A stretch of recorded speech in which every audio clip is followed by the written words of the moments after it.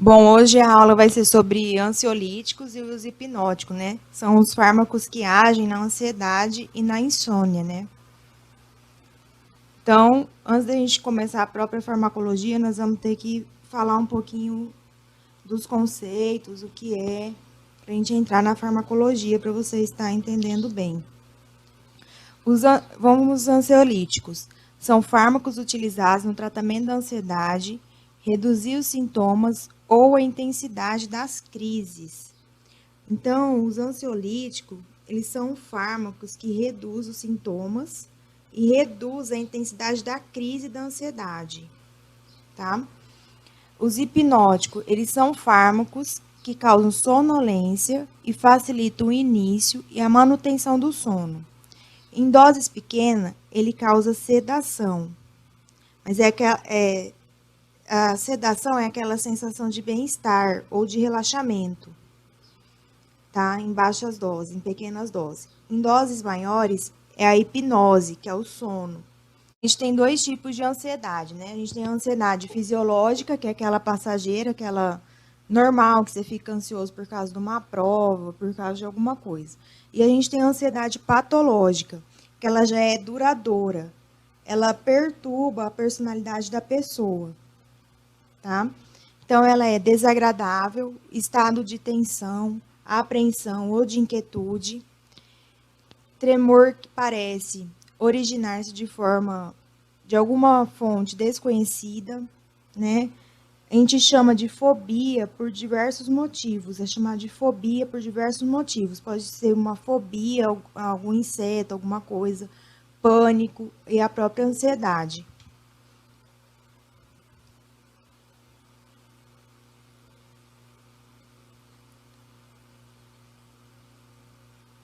Espera aí só um pouquinho.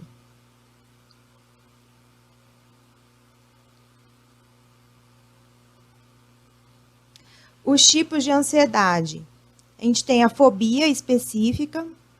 A fobia específica é aquela pessoa que tem medo de altura, medo de inseto. A fobia social, que é o medo de se relacionar, o medo de conversar com outras pessoas. O pânico, que é a agorafobia de ambientes públicos, aquela pessoa que tem pavor de falar em público. A depressão ansiosa, o estresse pós-traumático, que é quando sofre algum assalto, algum acidente, transtorno obsessivo compulsivo TOC, que é aquela pessoa que tem a mesma rotina. Se não obedece aquela rotina, ela acha que não vai sair nada bem. Os sintomas da ansiedade. A ansiedade causa alteração no funcionamento de diversos sistemas periféricos.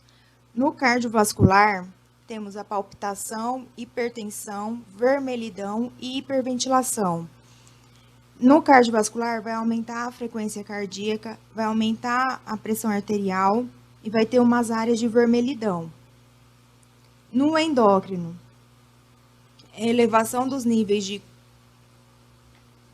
corticosterona, que é o cortisol, tá? Plasmático, alteração do funcionamento da tireoide, alteração do ciclo hormonal feminino. Tem mulheres que, por causa da ansiedade, o ciclo dela fica desregulado, ela pode menstruar antes do esperado, então vai alterar esse ciclo menstrual. No trato gastrointestinal, a gente vai ter gastrite, né, a gastrite nervosa, úlceras, a diarreia, porque vai aumentar as secreções estomacais, vai aumentar o peristaltismo do trato gastrointestinal. No sistema nervoso central, a gente tem insônia, agitação, dificuldade de concentrar. Dificuldade de concentrar. Então, no sistema nervoso central, vai aumentar a intensidade da transmissão neuronal. Tá? Agora, o sono e a vigília. Né? A gente vai ter fármacos que vão agir diminuindo a ansiedade, que eles vão agir no ciclo da vigília e do sono. A vigília são nível de consciência ou estado de atenção. O indivíduo é capaz de responder ao meio, é quando ele está acordado, né, ainda. O sono é o estado de inconsciência em que o indivíduo pode ser despertado. Falta prejudicada, que prejudica, aliás, a saúde, o sistema nervoso, o sistema imunológico, o funcionamento do sistema nervoso central, o aprendizado e o crescimento celular. O sono, os níveis cerebrais eles vão estar diminuídos. O indivíduo chega no estado de inconsciência, entretanto, ele pode ser despertado em qualquer momento. Tá? Nós vamos ver agora o estágio do sono. O sono, eles são 4 estágios e o sono REM. O estágio 1, que é a sonolência, ela é muito próxima da vigília. Esse daqui é um eletroencefalograma, tá, pessoal? Então, a sonolência ela é muito próxima da vigília. As ondas cerebrais, a gente pode observar que apresentam uma alta frequência. Ou seja, elas são muito próximas e apresentam uma baixa amplitude. Significa que as ondas cerebrais estão funcionando em intensidade elevada, muito próximo do estado de vigília. O estágio 2, que é o sono leve, as ondas cerebrais são mais lentas. A frequência ela diminui um pouco e a amplitude ela aumenta um pouco. A gente pode ver, observar no desenho. Isso mostra que a transmissão neuronal ela é menor. O estágio 3 e 4 já é o sono profundo. As ondas cerebrais ela apresentam amplitude muito maiores e a frequência menores.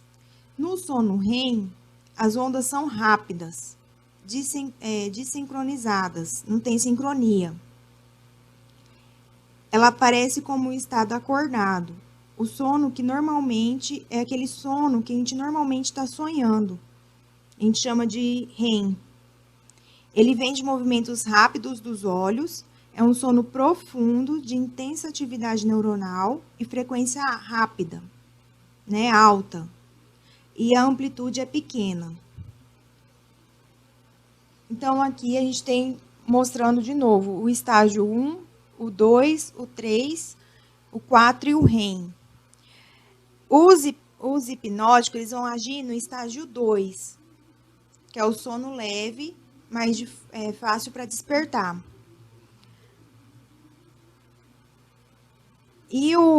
Porque vai aumentar, os hipnóticos eles vão aumentar essa fase. Entre a fase 3 e 4 e REM, vai acontecer vai encurtar os ciclos. Eles vão acontecer mais rapidamente e pertence por mais tempo na fase 2. A fase 2 ela vai ser um pouco alargada, né? E o estágio 3, 4 e o REM, eles vão acontecer mais rapidamente e ele vai permanecer nesse estágio 2, os hipnóticos. A insônia. A insônia é a diminuição da quantidade ou ela piora da qualidade do sono, levando uma diminuição do bem-estar durante o dia. Então, a insônia, ela é a diminuição da qualidade e da quantidade de sono, levando a uma diminuição do bem-estar durante o dia. Ela é classificada em 25 classificações diferentes, segundo a Associação Americana do Sono. Existem 25 classificações diferentes da insônia. A insônia transitória, né? É aquela que leva alguns dias, ela é causada por eventos ou experiências estressantes, que geralmente são bem definidas e reconhecimento pelo indivíduo, tá? A ansiedade em relação a um exame, né? A ansiedade antes de fazer uma prova, antes de fazer alguma coisa. A entrevista para um emprego, viagem de férias iminente, uma preocupação quando acordar cedo. A insônia prévia, ela dura de 2 a 3 semanas ela é causada por eventos estressantes de gravidade ou duração maiores, que é aqueles associados à insônia transitória, tá? Os eventos estressantes de gravidade, eles são maiores. Lembrar que dura de 2 a 3 semanas só. A insônia crônica são muitas semanas. A insônia em indivíduos de sono potencialmente normal, cujo sono é significativamente alterado por condições médicas, né, alguma doença, psiquiátricas, o ritmo circadiano.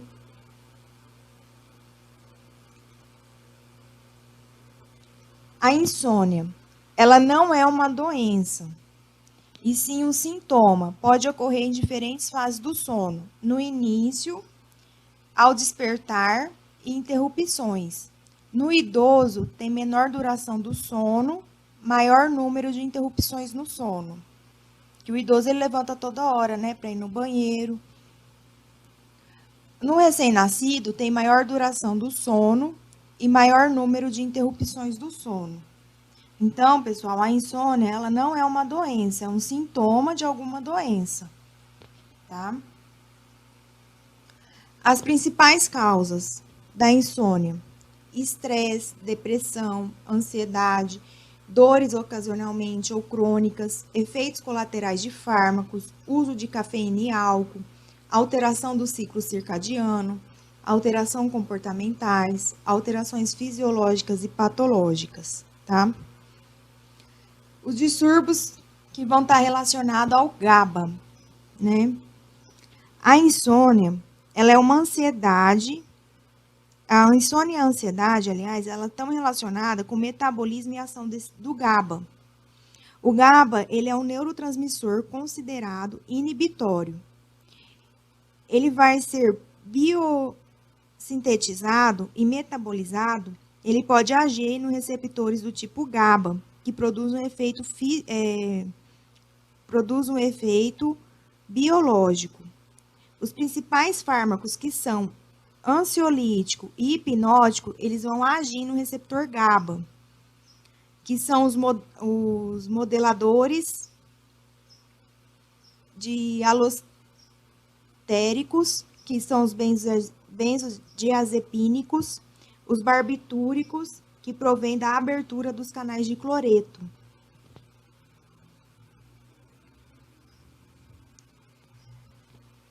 Aqui um pouquinho da síntese do GABA.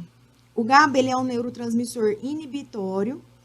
Ele é produzido a partir do glutamato, por uma descarboxilação, que é produzido o GABA, tá? Os receptores do GABA, a gente tem os receptores ionotrópicos e os metabotrópicos, tá? A gente tem duas classes aí de receptores. Os ionotrópicos vão agir no GABA-A e GABA-C.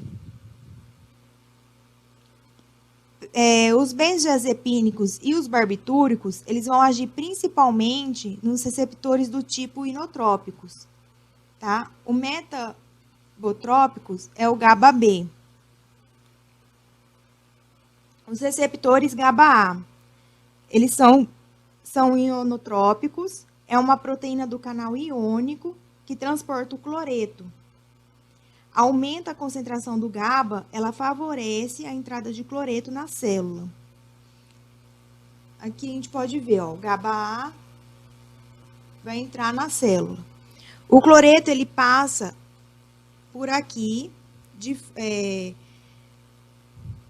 ele passa aqui, de fora para dentro da célula.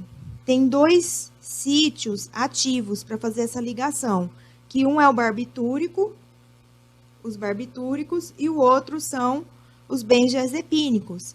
Eles vão agir nas funções receptores GABA.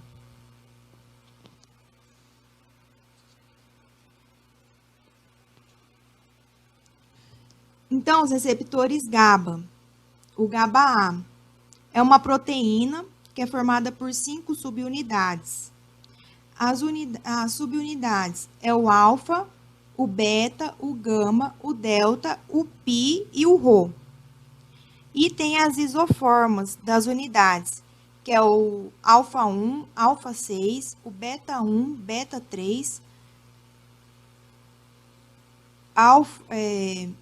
gama 1, gama 3, tá?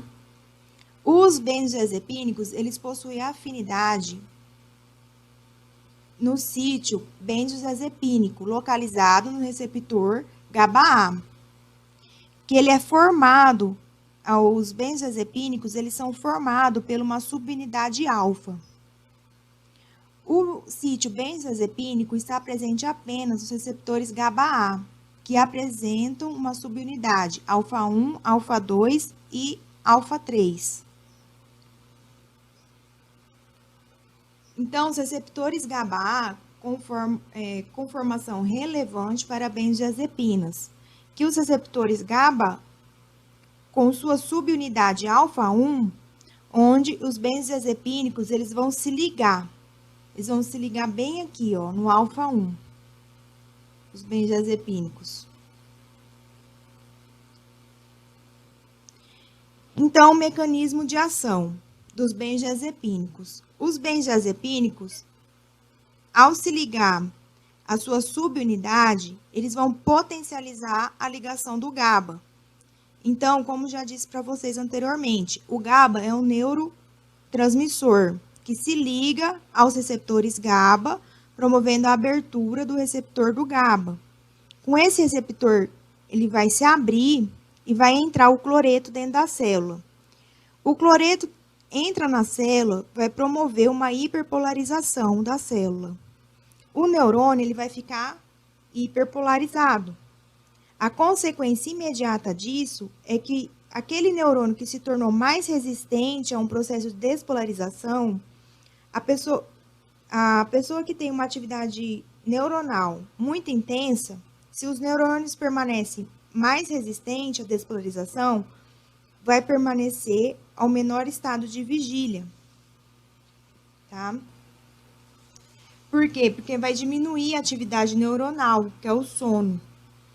Na ansiedade, a gente tem uma grande atividade neuronal, que é uma hiperpolarização. Vai diminuir as condições neuronais dessas células cerebrais.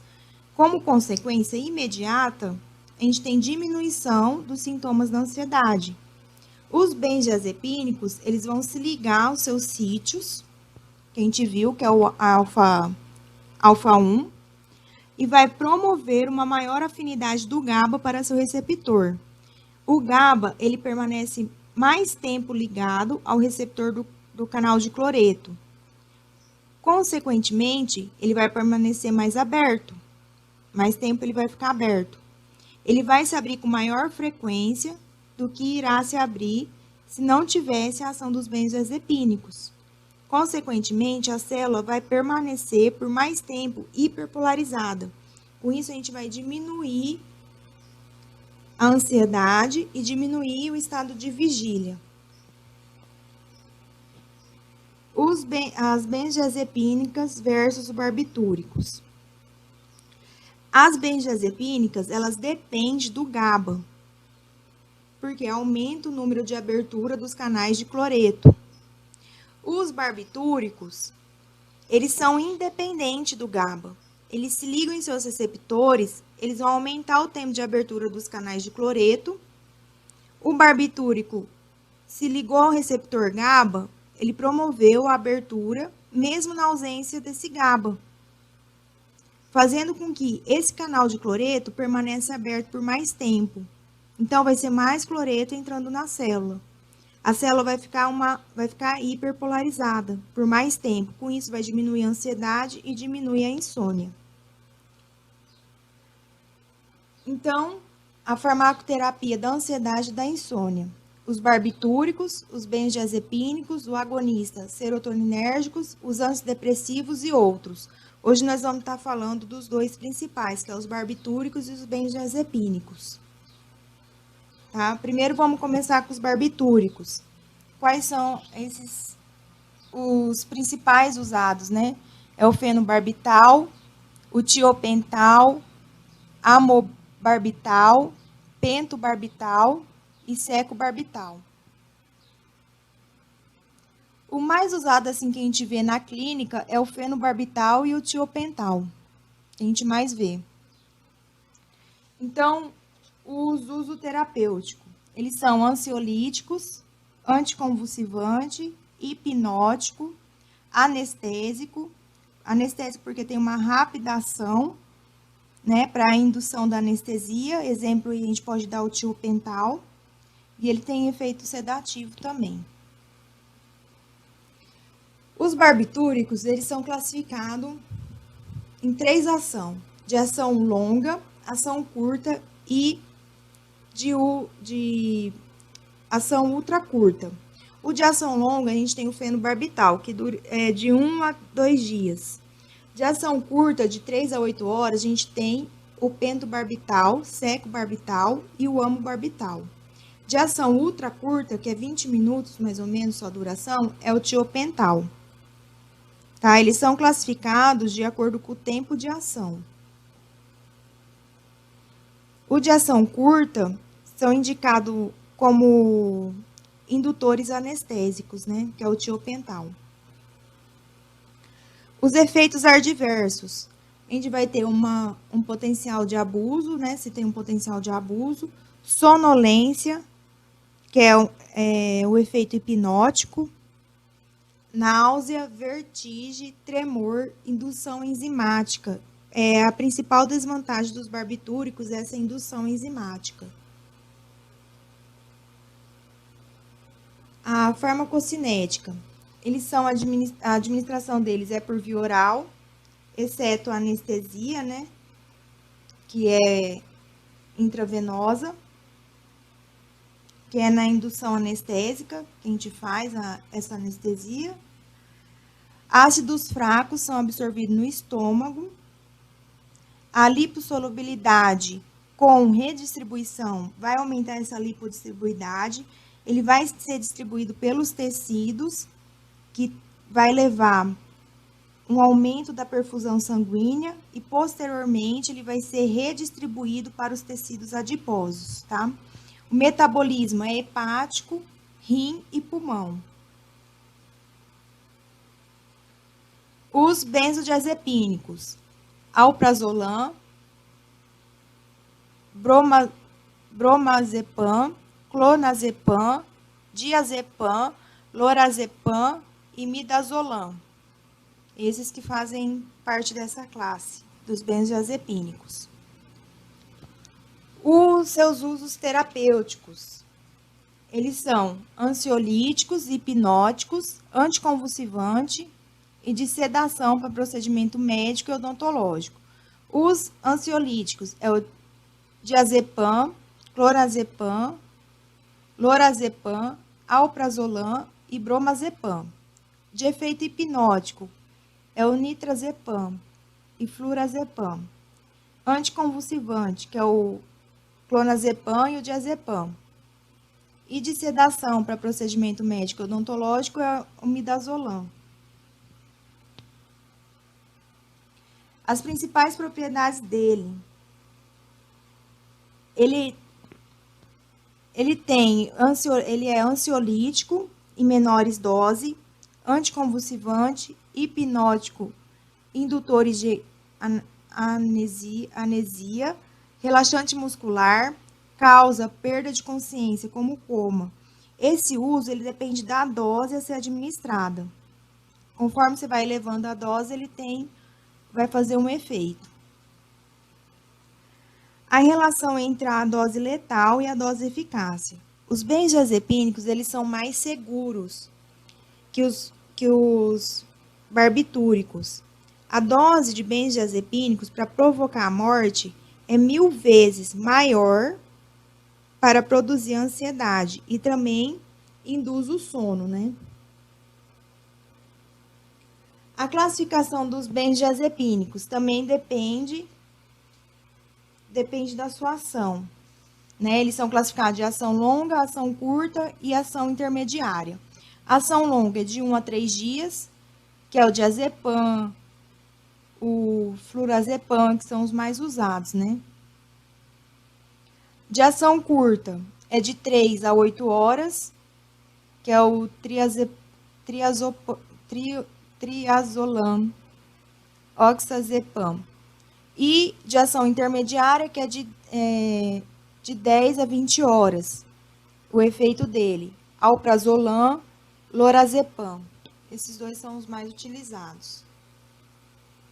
Os efeitos adversos: cansaço, sonolência, torpor na manhã seguinte, né?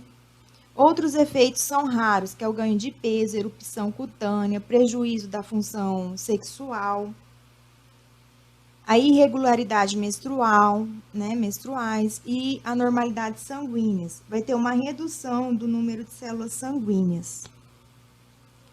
Os efeitos adversos. Os efeitos adversos entre dois ansiolíticos, que não dá muito para enxergar aí, ficou meio embaçada a imagem, que é a brusbiona e o alprazolam. Quando comparados, a gente pode observar que a bruspiona, ela causa mais náusea, tontura e cefaleia. Diminui a concentração de sonolência e a fadiga, né? A bruspirona, ela é mais utilizada em idosos, pois ela não compromete muita concentração. E ela não causa também muita sonolência. A farmacocinética, ela tem uma biotransformação hepática, podendo gerar metabólitos ativos, exceto o lorazepam, oxazepam e o tenazepam. São classificadas em duas fases, né, na fase 2 e que vão agir só na fase 2, que vão ser biotransformados apenas em relação à fase 2, que é a relação de conjugação, e a fase 1 e 2, que é o diazepam e o flurazepam. O metabolismo é no fígado, pelas enzimas do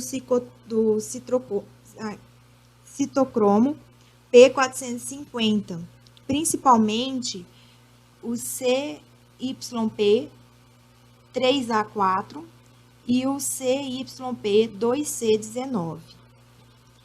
Os benzodiazepínicos, os que sofrem somente a fase 2, que é a conjugação, são melhores para os pacientes com cirrose hepática, idosos e fumantes. O tempo de meia-vida depende da substância. O tempo de meia-vida é prolongado em idosos e pacientes com doença hepática. Então, aqui o metabolismo dos benzodiazepínicos. Muitos benzodiazepínicos, eles vão produzir metabólitos ativos. Isso que vai justificar o tempo de ação de alguns ser prolongados, como por exemplo, a gente tem a clordiazepóxito. Ela é um benzodiazepínico ativo, ela também é um metabólito ativo, ela sofre o efeito da desmetil clordiazepóxito, tá? O desmetildiazepam é um metabólito ativo comum do diazepam e do prazepam. O lorazepam aqui, ele vai sofrer efeito da conjugação, então ele é segunda fase. Todos vai ter excreção renal, tá? Todos vão ser excretados no renal. O flurazepam, ele vai causar metabólitos metabólitos ativos, através da conjugação, e vai ser excretado também, vai ter uma excreção renal. Bom, nesse quadro aí, os metabólitos ativos, a gente tem o tempo de meia-vida de cada um, né? Como que é o tempo de meia-vida. Os metabólitos ativos, se eles vão produzir metabólitos ativos, e a meia-vida, tá? Depois vocês dão uma olhada no tempo de meia-vida de cada um, tá? Nesses detalhezinhos. Então, as classificações do benzodiazepínico. De acordo com a potência dele, ele pode ser classificado em alta, em média e baixa. E o tempo de meia-vida, que a gente já falou, que é classificada ultra curta, curta ou intermediária e longa.